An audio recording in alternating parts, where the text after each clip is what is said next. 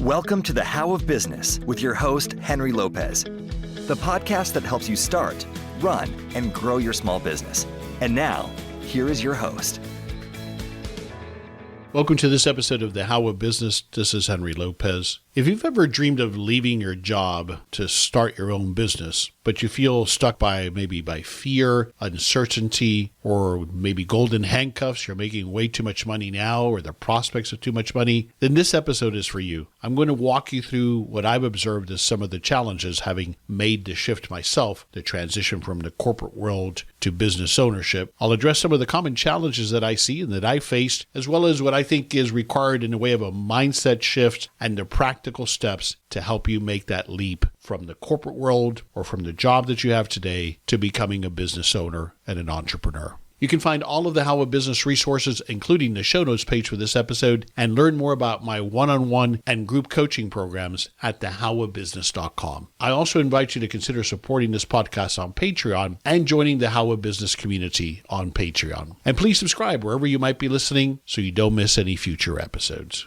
Let's start with why the transition can feel so hard. That letting go of a job or a corporate career to going to the perceived risk, and actually there is a lot of risk, but mostly the perceived risk of starting your own business. Why is that transition so hard for most people, including myself when I was making that transition? I have found that it is as much the emotional or mental aspects of it that are more difficult than even the real financial risk components of why we don't make the transition. And I'm going to explore both of those. But certainly what comes to mind, as it did for me, is am I ready to lose that steady paycheck? What am I going to do about health insurance or retirement benefits? You're not going to have all of the infrastructure, HR, IT, finance, or a legal team to lean on. And you're going to have to make all of the decisions. I explored this topic and re-released episode 245 recently, that episode which I call the 2 responsibilities that business owners must embrace, which are decision-making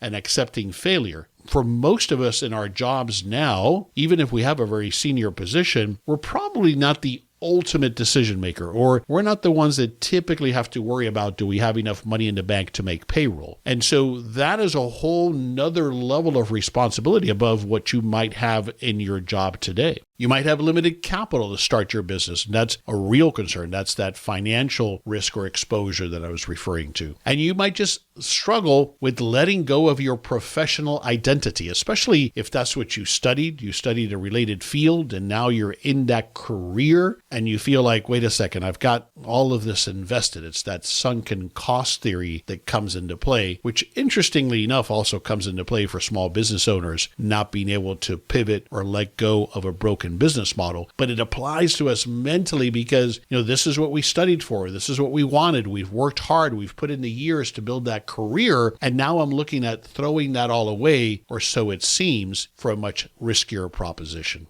Often people will say to me, you're a risk taker because you're in business and you've done so many different business ventures. You must be a risk taker. But I'll tell you that I do not see myself as a big risk taker. I think I'm very conservative when it comes to business decisions and finances. But it's the perception that people have because they see me doing something that from their perspective, from the perceived security of a job, seems risky. And I get that. I understand that. But I can tell you, or I don't have to tell you, that a job is just as insecure in some respects as having a small business is. And the way that I look at it is, at least I'm in control and it's up to me whether I succeed or fail, as opposed to being at the mercy of a corporation that might decide tomorrow that I'm no longer needed. So it's really a mental perception. It's a mindset, this concept of risk. Now, I'm talking about the emotional risk of it. Certainly there's real financial risk. And that's why I always ask people when they're contemplating a business venture, when they've planned it out and they understand the scope of what they're starting with, the question I always have people ask themselves is, if this business fails, I give it my best effort, and a year or 2 years from now I have to shut it down, what's my worst case scenario? If the answer is that we will go homeless and I'll have no money for the kids to go to school and,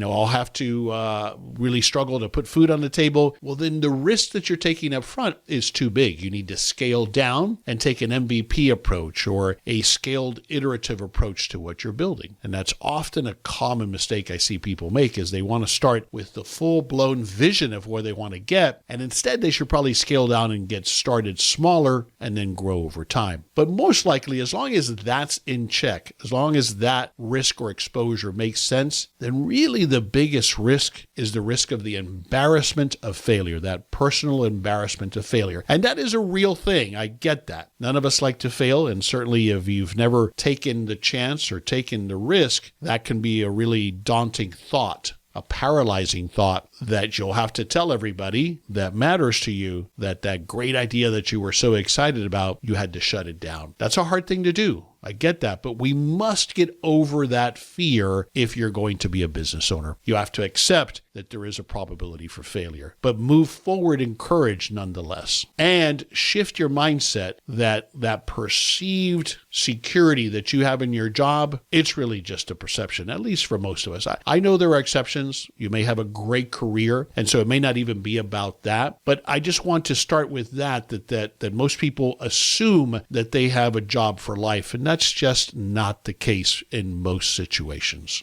So let's dig a little deeper into some of the common reasons why people stay in a job or in a corporate career and don't ever take that leap or that chance or that move forward to start their first business. And these are some of the things that I had as reasons as well before I transitioned into full-time business ownership. We talked about the fear of failure and uncertainty. And so that's a given. You might think, well, at least I know what to expect every 2 weeks. I'm going to have a steady paycheck, and I know I have benefits that are paid for, and they're good benefits. And those are all real things. You can't argue with that. In fact, that's one of the biggest things that people underestimate is allowing for and budgeting for how are you going to replace that income at least in the first year or so of the business startup. And we'll come back to that point because it is critical. You have to cover for that. You have to account for that. But we might have stock options or a great salary or great upward mobility. So those things are hard to leave behind. I get it. When I started my first business back in 1991 with a business partner, my friend Renee, he ran the business day to day. We paid him a salary, but I kept my day job in part because that business model could not support both of us making enough money from the business, and I was making very good money, fortunately, in my corporate career. And so I spent most of the 90s, in fact, all of the 90s, doing both things, having businesses on the side and keeping my full-time job. I could never get that business to the point where it could justify or compensate me equal to what I was making in my corporate job. So it's hard to walk away from that money, especially when there's no assurances. There are no guarantees that we are going to be successful. If you work for a large corporation, we feel a sense of security that business is going to be around for some time. Although certainly, again, we've seen in recent history that may not be the case. If we think back to 2008, when some of the largest financial institutions that have been around for, probably 100 years or more, failed. So it can happen, and it can happen even when we don't think it can happen. So there is that exposure, but certainly there is that confidence that's based somewhat in reality that paycheck is steady and will be steady for the foreseeable future. I think the other thing that holds us back is you have no clear idea or plan for where to even start. And that's legitimate. I don't think you should start a business if you just have a half-baked idea and haven't fleshed it out and figure, well, we'll just get started and figure it out as we go. That's a mistake. Now, on the other side of it, I don't believe in over-planning, which I have a tendency to do, but you do need to have some level of a plan that's been vetted, that you've got an input on. The most important component of that plan is the financial projections.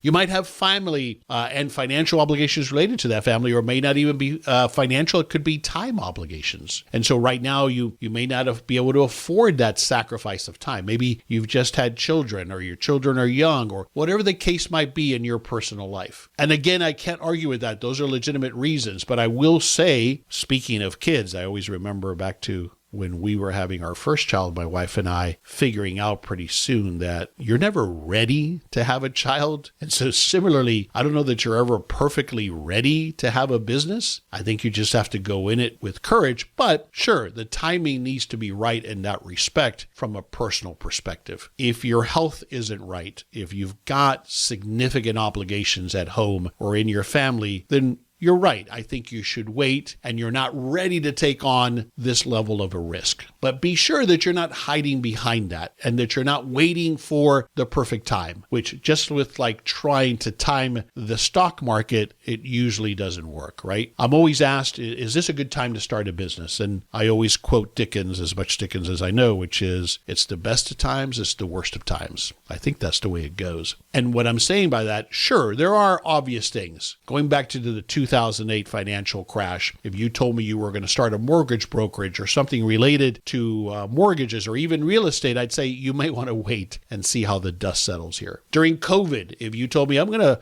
open a restaurant now, that would have been obvious bad timing, right? But other than those things, it's so hard. The thing that I've been hearing for 5 years now, we're going to go into a recession. Well, maybe we are, maybe we're not. The thing is that if you keep waiting for the perfect timing based on outside factors, on exterior factors, on the economy as an example, you'll never get launched. There's also, of course, imposter syndrome, and I've spoken about this in various recent episodes because it is such a real thing. I still suffer from it at times. Who am I to run a business? I don't have the experience or the background, and so you might tell yourself that, but the reality is nobody had that experience or background when they first did it, and plenty of people do it. You're smart enough, you're capable enough, and I'll chat about in a moment a lot of the skills that do transfer from your corporate or job experience to owning a business. So it's not like you're throwing it all away. There's a lot of knowledge and experience that you've built there that does transfer. But you'll educate yourself. You'll get help, or you'll partner with someone who does have that experience. Going back again to the example of my first business venture, which was a pizza delivery franchise, I had no idea how to make a pizza. I still don't. But my partner, Renee, did. He had worked in that same franchise system through high school and through college. And so he had that experience of operations. Plus, of course, it was a franchise. And so they helped us with training and recipes and so forth so that we could do it even without having any experience. You might also be not in a position to give up that routine and that structure, because one of the biggest challenges in transitioning from a structured environment like the corporate world or maybe a military career is in the business world, there is nobody telling you what to do next. There's nobody holding you accountable except for you and perhaps a business partner. It's up to you. You've got to decide to get up every Monday morning and go do what needs to be done, whether it's selling or delivering or making it, whatever it is that you're doing. You've got to do it. Nobody's going to be there to force you to do it or encourage you to do it. You've got to be accountable to yourself. You've got to embrace wanting to do that. And if you depend on and rely on somebody else giving you those marching orders, you're going to struggle. If you're always exhausted because you just don't have enough time in the day or enough energy, maybe that's because of your job, and that's one of the reasons you're looking to get out of that job, but maybe it's health reasons or other challenges, as I mentioned earlier, other commitments that you might have that you cannot sacrifice right now.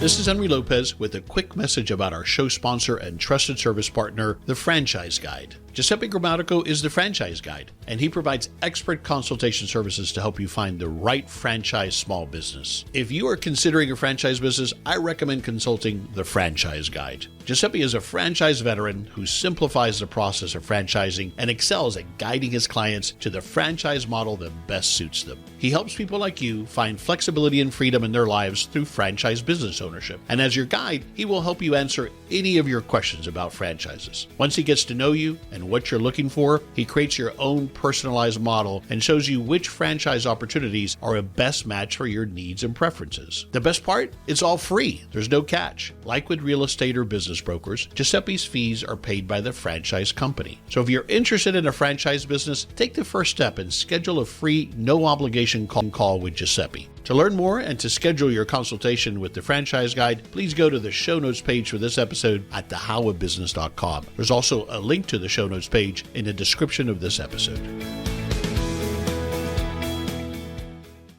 That fear that's very persistent is that fear of failure and also losing status or starting over. You've earned that title. You've earned that position through hard work, education perhaps, being dedicated. And now it feels like you're going to throw that away. And to some extent you are. But I will say that going back to my question about what's the worst case scenario, with most people, I'm not saying this necessarily applies to you, but think about it. If a year from now or 2 years from now, you had to go back into the job market, most people will answer that, yeah, I can get another job. That may not be that same position, but you can get another job in that field and leverage that experience. So again, that minimizes, when you think about it that way, the exposure of having to go back to what you were doing before. It's not the end of the world typically. So let's flip it here and talk about some of the things that I do think can carry over from either your job or your corporate experience. Now, obviously, if we're talking about the trades and you've been working as a technician, an HVAC technician or an electrician or a plumber or something like that for someone else, and that's the business that you're starting, well, then obviously all of that translates, that knowledge that you have now of how to do the craft, how to serve customers. All of those things, of course, transfer. What you may not have is the knowledge of how to run the business, how to manage the finances, how to get the funding. But you can learn all of those things. And if you're in one of those positions now and you don't think you're quite ready, then I want to challenge you to absorb as much of the knowledge as you can, to learn, to ask questions, and learn the business side of things in addition to the technical side of what you're doing. But if you're in the corporate career or in a job, other things that are transferable, communication skills. As with anything in life, and it definitely applies to small business, the better communicator you are, the more likelihood of success. Whether it's in selling, whether you're formally selling or simply selling the idea or selling your team on why you're doing what you're doing or inculcating yourself in the community, communication is key. As you lead your team, as you train people, as you inspire them to do the work that has to be done, as you communicate to them the importance of delivering great customer service. That is something that a great communicator and then a great leader does. So those skills that hopefully you've developed, or if you have developed, those translate, those come over. If the job that you were in had any kind of budgeting or project management, those are skills that definitely transfer. If you've got strong discipline, and in particular as it applies to time management skills, that'll be a huge advantage to you in your business career. As I mentioned a moment ago, you'll have nobody holding you accountable except for yourself and perhaps a partner. So you must have the discipline and develop or leverage the time management skills that you have so that you can get the most out of each day that you work on the business.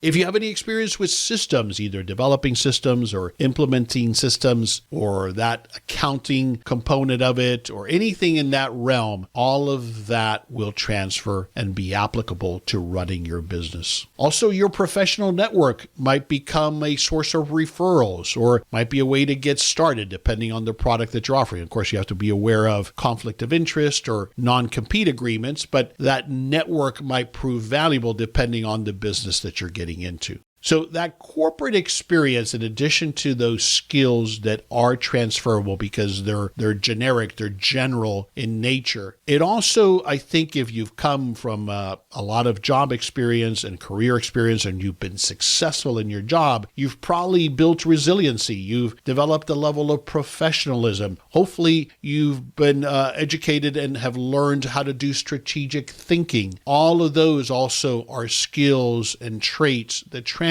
to being a successful small business owner. I have a great quote related here from the book Escape from Cubicle Nation by Pamela Sim. And she says, related to this quote, "Your corporate experience is not a liability. It's your greatest asset." End quote. Now, that's not always the case, but I think that more than you maybe have thought about does translate and does make you capable, certainly, of being a business owner. Now let me share with you some more practical strategies to navigate that transition from a job to becoming a business owner. As I said already, you want to reframe the risk. A job is no more of a guarantee, perhaps, than a business. Now, certainly business can be risky, and certain business segments are particularly risky. The restaurant category in particular is high risk. But I think that if you look at it from the perspective that it's up to you. If you believe that you can get it done and you take the right steps and you have confidence, then through courage, you develop that confidence to do this and you give it your best shot, then I don't know that that's any more risky than being at the mercy of somebody else, your boss, the corporation, the board of directors, the markets at large, dictating how long your career will last.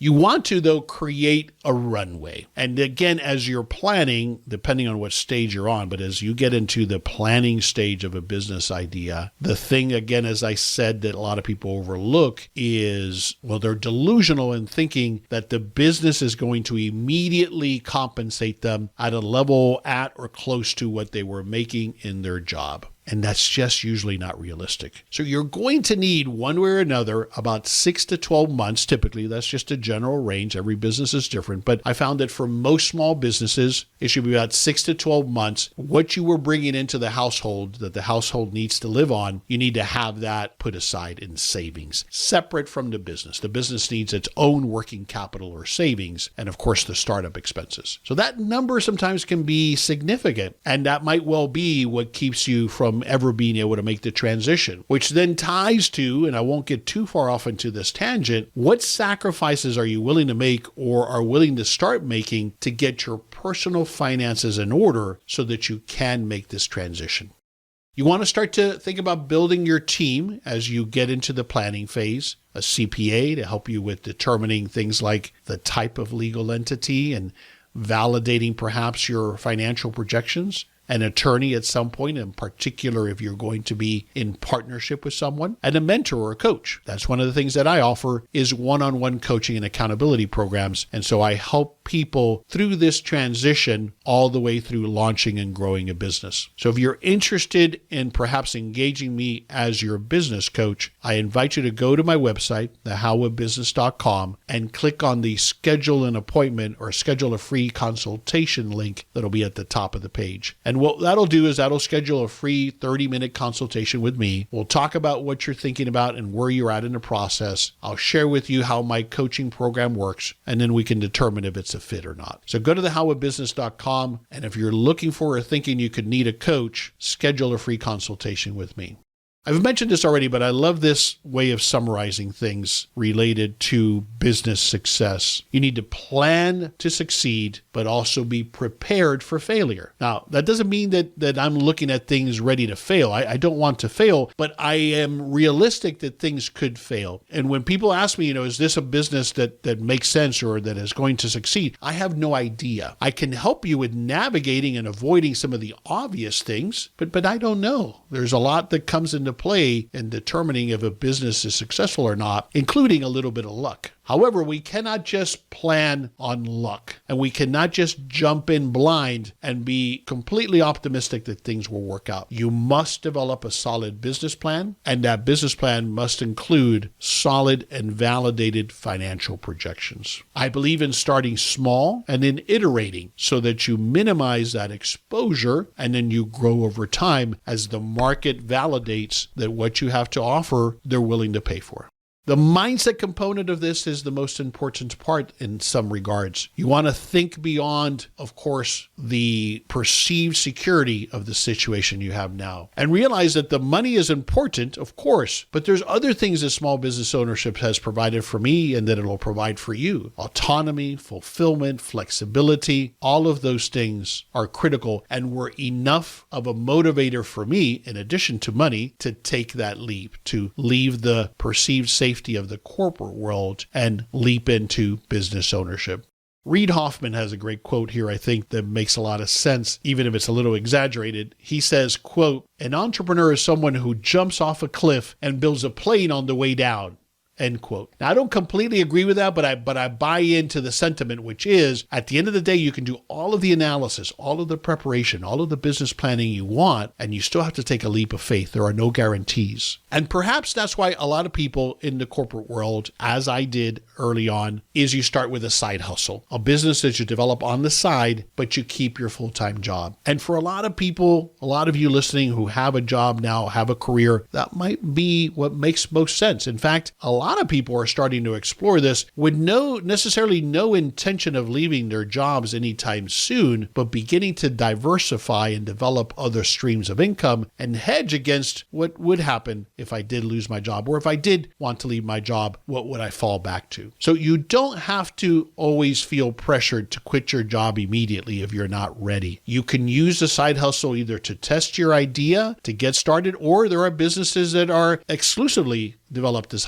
side hustles. There are franchises that are developed and designed exclusively for people who will keep their day jobs but run the businesses on the side, probably with a manager running it day to day. So franchise side hustles are a great opportunity to explore. You still benefit from all of the advantages of a franchise, like the brand, the systems, the training, but there are, again, franchises that allow for semi-absentee or part-time ownership. And sometimes those are structured as an easier step for you to make that transition from full-time employee to starting to be a business owner, and eventually perhaps full-time business owner and entrepreneur.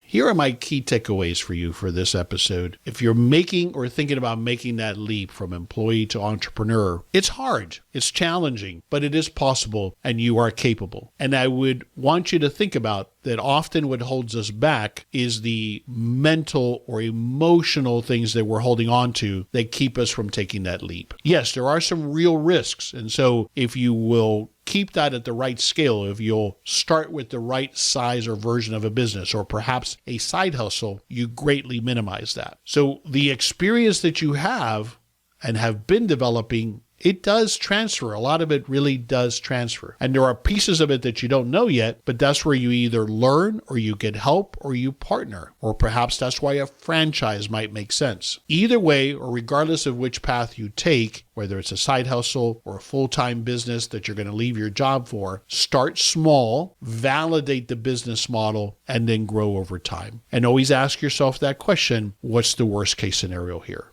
If you're at the business planning stage or approaching that, then I want to challenge you to finish that business plan, get help with completing it, make sure that you put some numbers to it, that you create a financial projections as part of that business plan. Get help from a coach like myself, a mentor, a franchise consultant, another business owner that you know who's been through it and has done it. Get that help and input. And when you're ready, take that leap of faith, because nothing is guaranteed. And at some point, no amount of extra analysis or planning or trying to time the market or your life will necessarily ensure greater success. If being your own boss is something that you just have to do, you must do it, your why is strong enough, then don't keep talking yourself out of it. Don't keep searching for excuses why you're not ready. Get ready, as I've laid out for you here in this episode, and as you probably already knew, and then take that leap of faith. Don't be one of those people that remains on the sidelines, talks about it, and then eventually will regret never having done anything. You can do it. You can make it happen. This is Henry Lopez, and thanks for joining me for this episode of The How of Business. I wish you the best as you start and grow your successful and profitable small business. I release new episodes every Monday morning, and you can find the show anywhere you listen to podcasts, including the How of Business YouTube channel and at my website, thehowofbusiness.com. Thanks for listening. Thank you for listening to The How of Business. For more information about our coaching programs, online courses, show notes pages, links, and other resources, please visit thehowofbusiness.com.